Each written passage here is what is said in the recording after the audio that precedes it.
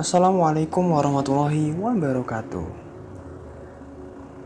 Saya Syahla, saya akan mempresentasikan mengenai hukum pidana.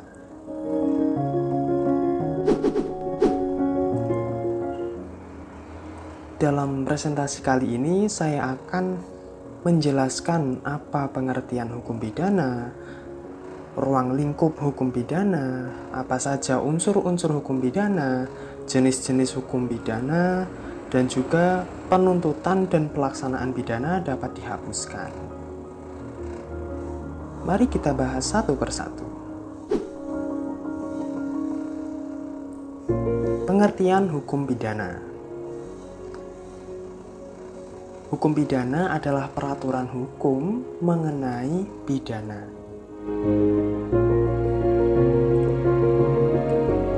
Mulyatno menyatakan bahwa hukum pidana merupakan bagian dari keseluruhan hukum yang berlaku di suatu negara yang mengadakan dasar-dasar dan aturan untuk satu, menentukan perbuatan-perbuatan mana yang tidak boleh dilakukan atau yang dilarang dengan disertai ancaman atau sanksi yang berupa pidana tertentu bagi siapapun yang melanggar aturan tersebut.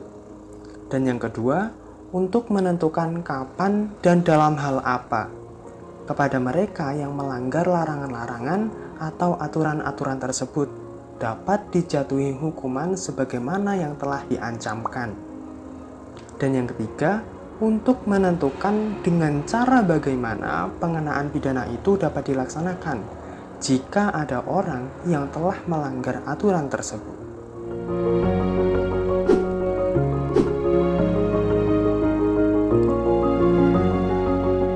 Menurut W.L.J. Lemire, hukum pidana itu terdiri dari norma-norma yang berisi keharusan-keharusan serta larangan-larangan yang oleh pembentuk undang-undang telah dikaitkan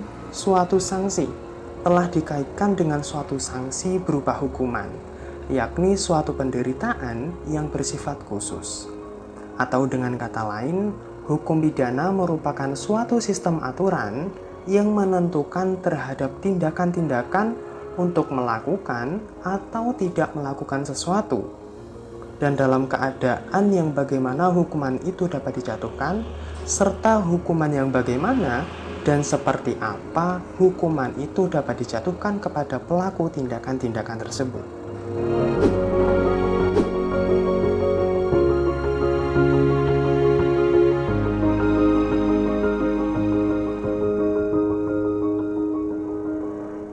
Dari beberapa pendapat di atas dapat disimpulkan bahwa hukum pidana merupakan suatu aturan mengenai tindakan-tindakan yang boleh dilakukan maupun yang tidak boleh dilakukan, dan terdapat sanksi hukum di dalamnya bagi siapapun yang melanggar aturan tersebut, sebagaimana sanksi yang telah ditentukan oleh undang-undang yang berlaku.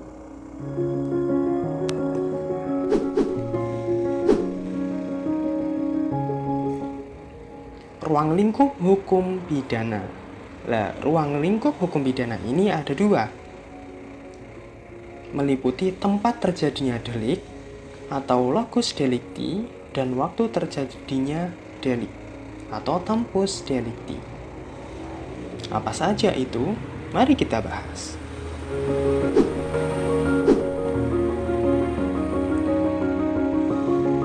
Yang pertama ada tempat terjadinya delik atau locus delicti.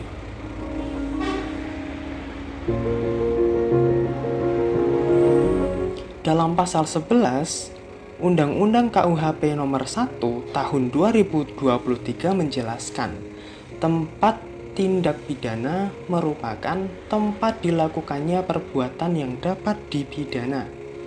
Perihal ini kemudian diperjelas dalam pasal penjelasan yang isinya tempat tindak pidana dalam ketentuan ini misalnya tempat perbuatan fisik dilakukan, tempat bekerjanya alat atau bahan untuk menyempurnakan tindak pidana, atau tempat terjadinya akibat dari perbuatan yang dapat dipidana.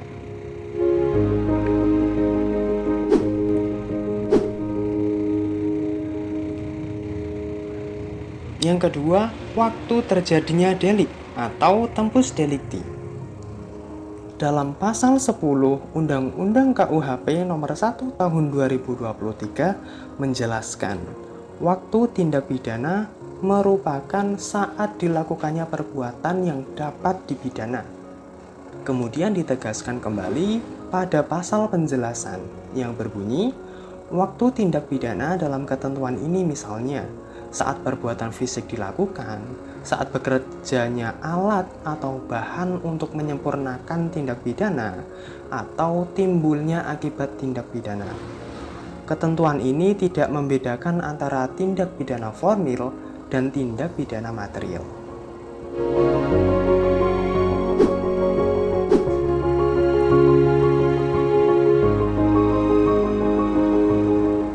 Asas berlakunya hukum pidana ada dua.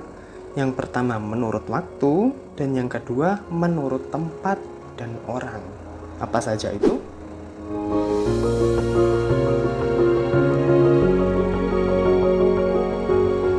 Asas berlakunya hukum pidana menurut waktu di sini ada asas legalitas. Dalam hal ini, asas legalitas diatur dalam pasal 1 ayat 1 KUHP. Asas legalitas merupakan asas yang mengatur tentang tiap-tiap tindakan atau peristiwa pidana harus diatur terlebih dahulu dalam suatu perundang-undangan, atau setidaknya diatur oleh suatu aturan hukum yang sudah ada atau sudah berlaku sebelum orang itu melakukan perbuatan pidana. Setiap orang yang melakukan delik diancam dengan pidana dan harus mempertanggungjawabkannya dengan jalan hukum.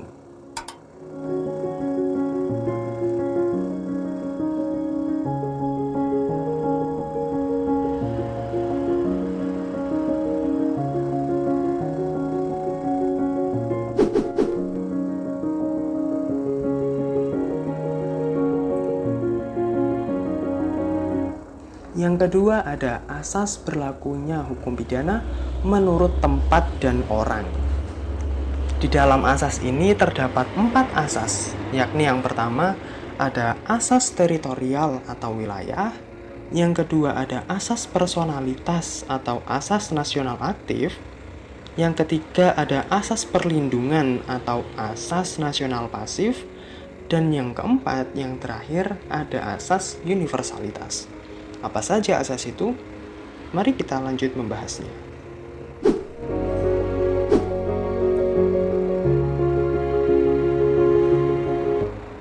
Yang pertama ada asas teritorial atau asas wilayah. Asas teritorial ini termuat dalam pasal 4 yang berisikan ketentuan pidana dalam undang-undang berlaku bagi setiap orang yang melakukan tindak pidana di wilayah NKRI, tindak pidana di kapal Indonesia atau pesawat udara Indonesia, atau tindak pidana di bidang teknologi informasi atau tindak pidana lainnya yang akibatnya dialami atau terjadi di wilayah Negara Kesatuan Republik Indonesia atau di kapal Indonesia dan di pesawat udara Indonesia.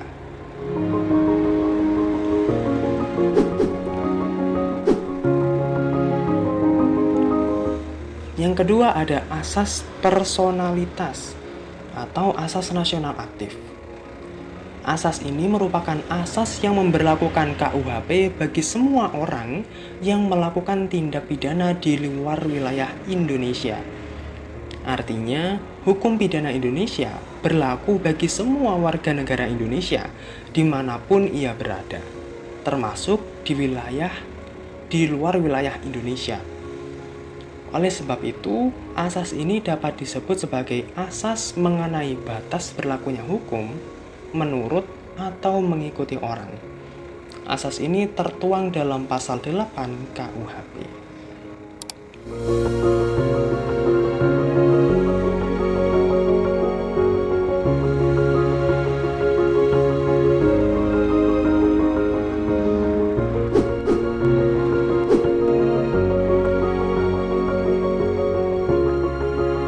Yang ketiga ada asas perlindungan atau nama lainnya asas nasional pasif. Asas perlindungan merupakan asas yang memberlakukan KUHP terhadap siapapun, baik kepada warga negara Indonesia maupun warga negara asing yang melakukan perbuatan pidana di luar wilayah Indonesia. Hal ini tertuang dalam pasal 5 KUHP.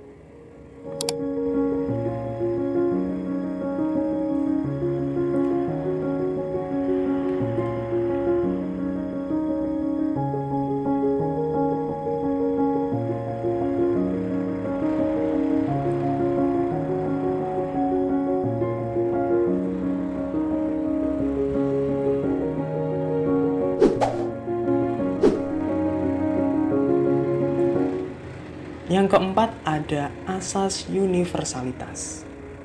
Asas universalitas mengacu pada kepentingan hukum yang lebih luas, yakni penduduk dunia dan bangsa-bangsa dunia. Asas ini bertujuan untuk melindungi kepentingan hukum antar negara tanpa melihat kewarganegaraan pelaku. Hal ini diatur dalam pasal 6 dan juga pasal 7 KUHP.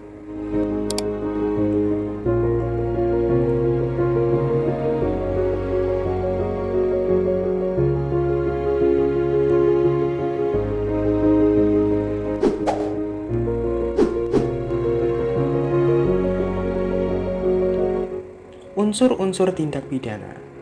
Unsur tindak pidana atau unsur delik ini ada dua unsur, yakni unsur objektif dan unsur subjektif. Apa saja itu?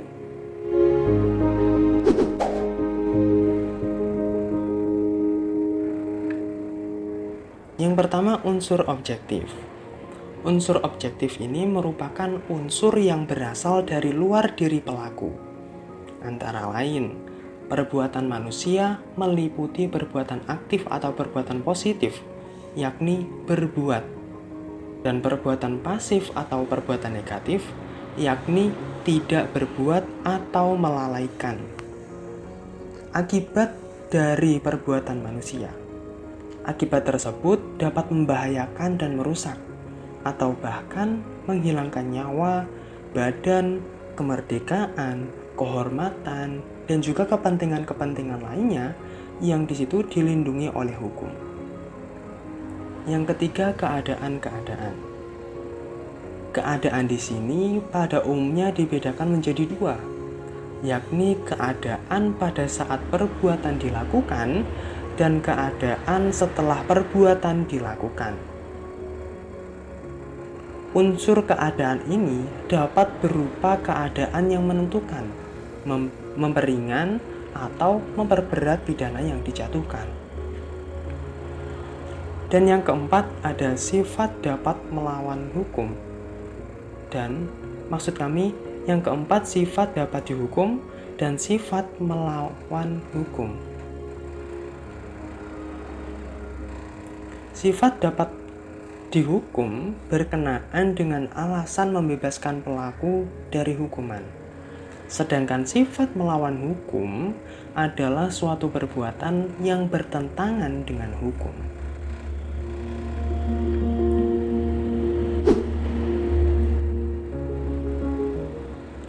Yang kedua, unsur subjektif. Unsur subjektif merupakan unsur yang berasal dari dalam diri pelaku. Asas hukum pidana menyatakan bahwa tidak ada hukuman jika tidak ada kesalahan. Kesalahan yang dimaksud di sini adalah kesalahan yang diakibatkan oleh kesengajaan dan kealpaan.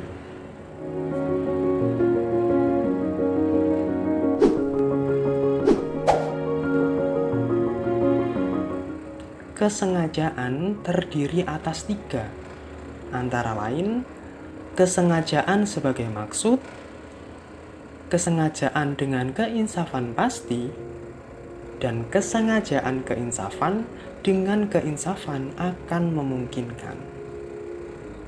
Sedangkan kealpaan terdiri dari 2, yakni tidak berhati-hati dan dapat menduga akibat perbuatan itu.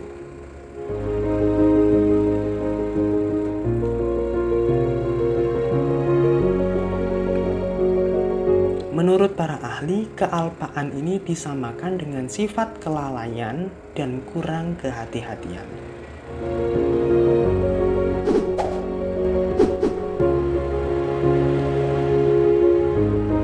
Berikutnya ada jenis-jenis pidana. Menurut Undang-Undang KUHP Nomor 1 Tahun 2023 Pasal 64, pidana terdiri dari pidana pokok, pidana tambahan, dan juga pidana yang bersifat khusus untuk tindakan pidana tertentu yang ditentukan dalam undang-undang. Dalam pasal 65 disebutkan, pidana pokok sebagaimana dimaksud dalam pasal 64 huruf A terdiri atas pidana penjara, pidana tutupan, pidana pengawasan, pidana denda, dan juga pidana kerja sosial. Yang pertama ada pidana penjara. Pidana penjara merupakan pidana terberat kedua setelah pidana mati.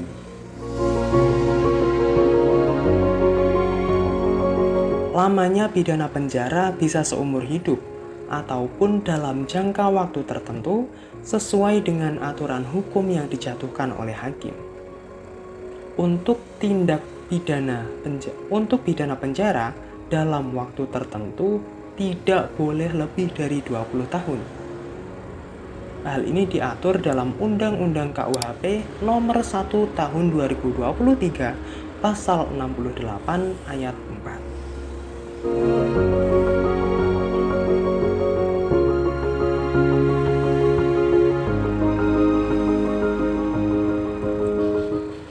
Pemidanaan ini tidak bermaksud untuk merendahkan martabat manusia, sebagaimana tertuang dalam pasal 52 KUHP.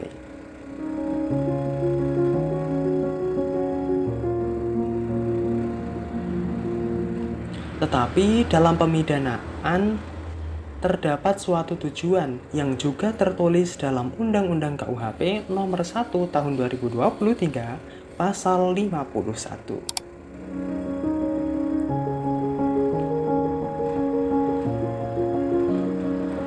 Yang kedua ada pidana tutupan. Menurut Undang-Undang KUHP tahun 2023 Nomor 1 Pasal 74, orang yang melakukan tindak pidana yang diancam dengan pidana penjara karena keadaan pribadi, perbuatannya dapat dijatuhi pidana tutupan. Sasaran diadakannya pidana tutupan ini adalah ditujukan pada orang yang melakukan kejahatan yang dapat diancam pidana penjara karena terdorong oleh maksud yang patut dihormati. Hakim boleh menjatuhkan pidana tutupan. Yang ketiga, ada pidana pengawasan. Pidana ini merupakan pembinaan kepada terpidana di luar lembaga atau penjara. Pidana pengawasan merupakan hukuman pokok pada KUHP yang baru.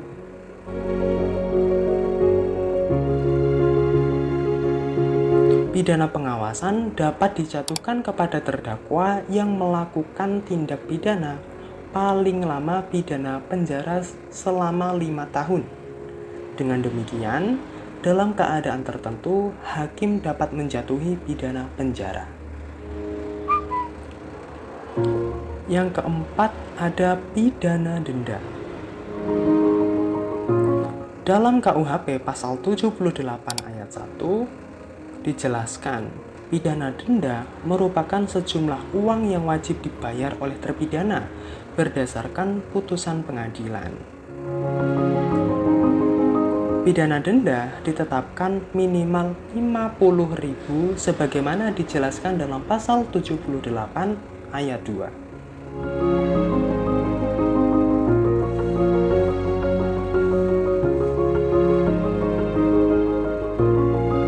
Yang kelima ada pidana kerja sosial. Merujuk pada Undang-Undang KUHP Nomor 1 Tahun 2023 Pasal 85, pidana kerja sosial dapat dijatuhkan kepada terdakwa yang diancam dengan pidana penjara kurang dari 5 tahun. Dan hakim menjatuhkan pidana penjara paling lama 6 bulan atau pidana denda paling banyak kategori 2, yakni 10 juta rupiah.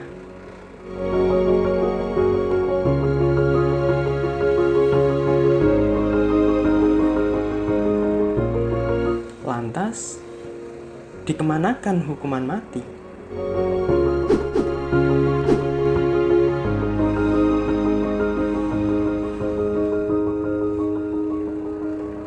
Pidana mati tidak terdapat dalam pidana pokok. Pidana mati itu ditentukan dalam pasal tersendiri. Untuk apa? Untuk menunjukkan bahwa jenis pidana ini benar-benar bersifat khusus sebagai upaya terakhir untuk mengayomi masyarakat. Sebagaimana disebutkan dalam pasal 98 KUHP. Pidana mati merupakan pidana yang paling berat yang menimbulkan perbedaan pendapat dari kalangan masyarakat maupun para ahli hukum. Ada pihak yang pro dan ada pula pihak yang kontra mengenai pidana ini.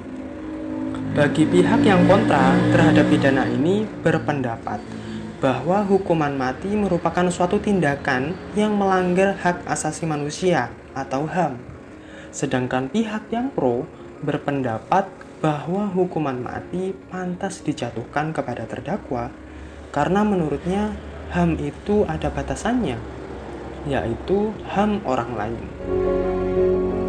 Mengenai pidana mati ini, Presiden harus diberikan kesempatan untuk memberikan gerasi atau tidak kepada pelaku. Ada kalanya Presiden memberikan gerasi kepada terpidana yang kemudian merubah pidananya tersebut. Misalnya merubah pidana terpidana menjadi pidana seumur hidup.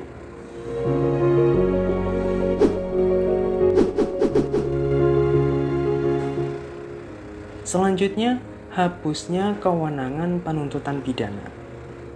Yang pertama ada ne bis in idem. Apa itu artinya? Artinya tidak dapat diperiksa kembali untuk kedua kalinya. Dalam pasal 134 KUHP, ne bis in idem diartikan seseorang tidak dapat dituntut kedua kalinya dalam satu perkara yang sama, jika untuk perkara tersebut telah ada putusan pengadilan yang telah memperoleh kekuatan hukum tetap. Yang kedua, meninggalnya tersangka atau terdakwa. Dalam pasal 132 butir B disebutkan bahwa kewenangan penuntutan dinyatakan gugur jika tersangka atau terdakwa meninggal dunia. Yang ketiga, daluarsa penuntutan pidana. Daluarsa adalah lewatnya waktu yang menjadi sebab gugurnya atau hapusnya hak untuk menuntut atau melaksanakan hukuman terhadap seseorang yang melakukan tindak pidana. Ketentuan daluarsa ini diatur dalam pasal 136 KUHP tentang gugurnya kewenangan penuntutan. Yang keempat ada amnesti. Amnesti berasal dari bahasa Latin yang secara harfiah penghapusan penuntutan terhadap tersangka dengan undang-undang. Amnesti dilakukan untuk meniadakan suatu akibat hukum pidana yang timbul dari tindak pidana tersebut. Amnesti merupakan hak prerogatif Presiden, namun dalam memutuskannya diperlukan pertimbangan politik dengan memperhatikan pertimbangan DPR. Dan amnesti ini dapat diberikan kapan saja. Yang kelima ada abolisi. Menurut istilah, abolisi diartikan sebagai peniadaan tuntutan pidana. Artinya, abolisi bukan merupakan suatu ampunan dari kepala negara kepada terpidana, melainkan merupakan sebuah upaya Presiden untuk menghentikan proses pemeriksaan atau penuntutan. Karena pada prosesnya, itu dirasa mengganggu stabilitas pemerintahan. Dan abolisi ini hanya dapat diberikan sebelum adanya putusan.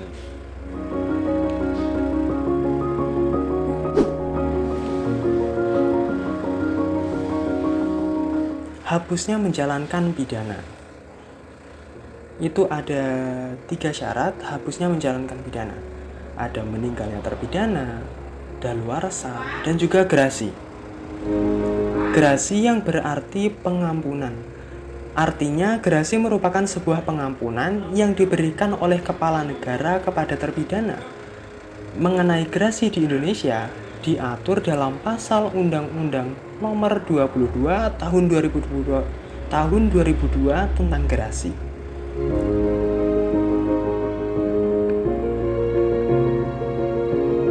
Dalam undang-undang tersebut, gerasi didefinisikan pengampunan berupa perubahan, peringanan, pengurangan, atau penghapusan pelaksanaan pidana kepada terpidana yang diberikan oleh Presiden.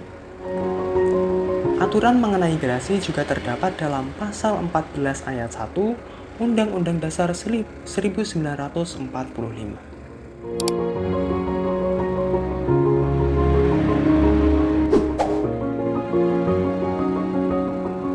Baik, sekian penjelasan materi dari saya, materi mengenai hukum pidana. Banyak salahnya, banyak kekurangannya. Saya mohon maaf yang sebesar-besarnya.